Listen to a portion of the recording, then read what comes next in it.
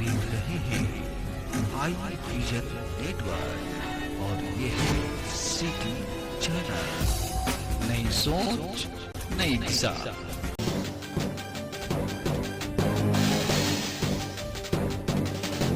नमस्कार, प्रस्तुत है सिटी चैनल जमुई का स्थानीय समाचार बुलेटिन। आइए सुनते हैं सुबह की प्रमुख खबरें। 50,000 के इनामी कुख्यात चंदन पासवान को जमुई पुलिस ने किया गिरफ्तार। जमुई पुलिस ने मलयपुर कांड संख्या 6724 में फरार चल रहे 50,000 के इनामी अपराधी चंदन पासवान को गिरफ्तार कर लिया है। वह जमुई लखीसराय सीमा क्षेत्र में छिपा हुआ था।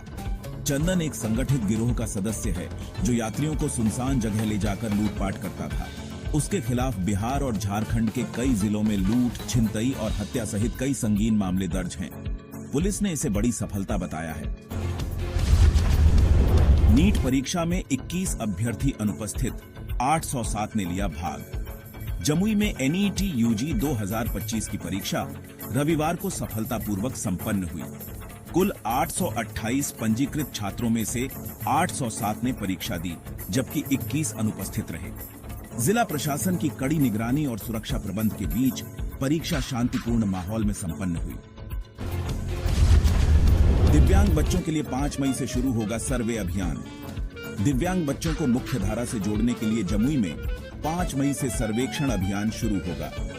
0 से 18 वर्ष तक के बच्चों के लिए मेडिकल बोर्ड द्वारा परीक्षण कर उन्हें यूडीआईडी कार्ड वितरित किए जाएंगे। डीएम अभिलाषा शर्मा ने सभी संबंधित विभागों को इसके लिए निर्देश जारी किए हैं। महिला संवाद कार्यक्रम से जागी विकास की नई उम्मीदें। 5,000 से अधिक महिलाओं ने साझा की अपनी आकांक्षाएं। जमुई जिले में जीविका द्वारा संचालित महिला संवाद कार्यक्रम के 17वें दिन रविवार को छुट्टी के बावजूद 5,000 से अधिक महिलाएं शामिल हुईं। महिलाओं ने सरकार की योजनाओं की जानकारी ली और अपने गांवों से जुड़ी समस्याएं साझा की।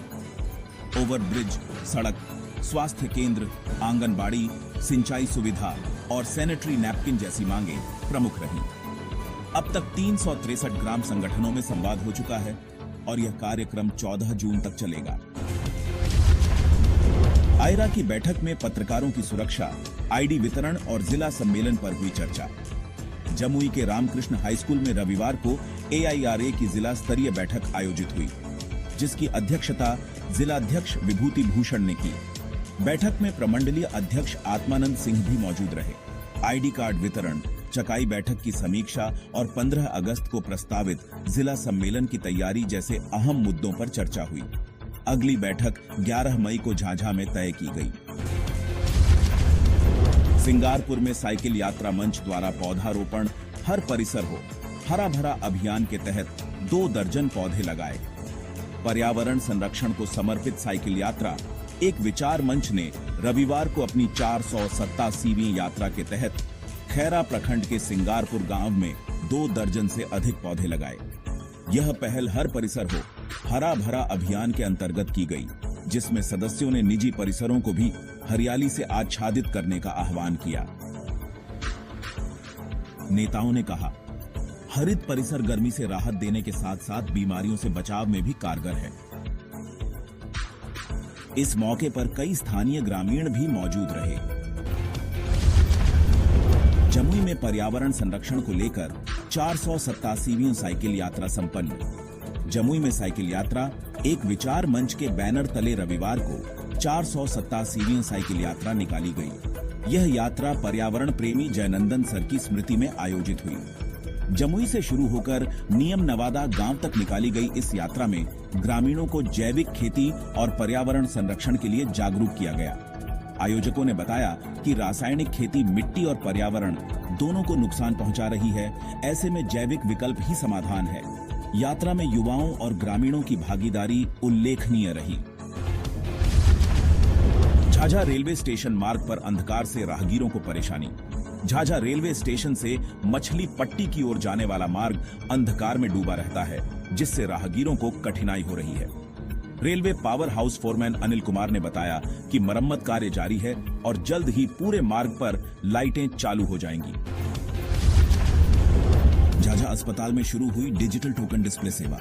इधर जाजा रेफरल अस्पताल में मरीजों को अब token number digital display machine पर दिखाई देगा।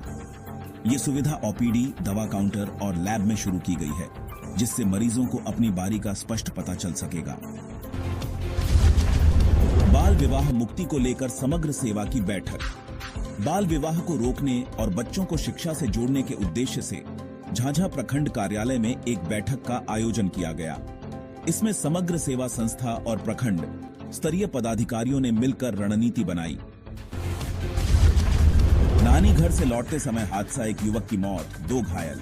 सोनो में नानी घर से लौट रहे 3 लोगों की बाइक पेड़ से टकरा गई। दुर्घटना में 17 वर्षीय गौरव कुमार की मौत हो गई, जबकि उसके पिता और भाई घायल हो गए। दोनों का इलाज जमुई में चल रहा है।